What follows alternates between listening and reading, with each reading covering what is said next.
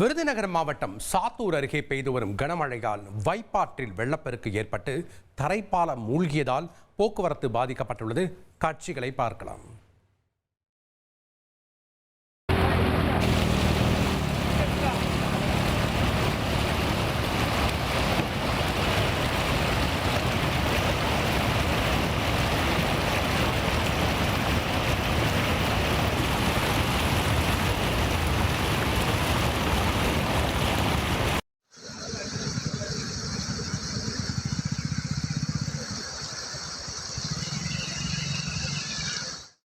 கூடுதல் தகவலை செய்தியாளர் கருப்பசாமி வழங்கிட நாம் கேட்கலாம். வணக்கம் கருப்பசாமி.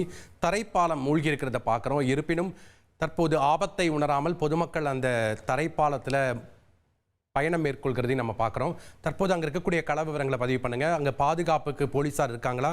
கூடுதல் விவரங்கள் என்ன?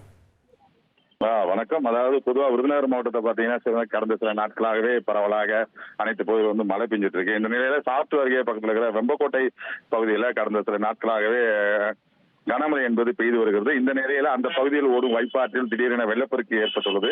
இந்த வெள்ளப்பெருக்கின் காரணமாக வெம்பக்கோட்டை அருகே உள்ள ராமத்தேவன்பட்டியிலிருந்து கீழான்மறை நாடு செல்லும் சாலையில் இருக்கிற தரைப்பாலம் என்பது தரைப்பாலத்துக்கு மேலாக தற்போது என்பது வெள்ளப்பெருக்கு என்பது ஏற்பட்டு தரைப்பாலம் மூழ்கி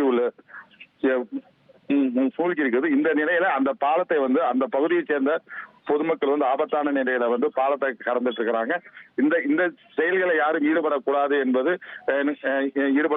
என அதிகாரிகள் தொடர்ந்து அவங்கள வலியுறுத்தி வராங்க. இதையும் மீறி அந்த பகுதியில அந்த பகுதி மக்கள் மீன் பிடிப்பது, வண்டிகளை சுத்தம் செய்வதுமாக இருந்து வருகின்றனர். மேலும் ஆபத்தை உணராமல் மக்கள் இந்த மரண செயல்களில் ஈடுபடுவது அதிகாரிகள் அவர்களை அப்புறப்படுத்துவதுமாக அந்த இடத்துல தற்போது நடைபெற்று வருகிறது. மேலும் இந்த பாலத்தை யாரும் கடக்க வேண்டாம், ஆபத்து நீரின் அளவு குறைந்ததுக்கு அப்புறம் இந்த பாலத்தை கடக்கலாம் என அதிகாரிகள் தற்போது அறிவுறுத்தி வருகின்றனர்.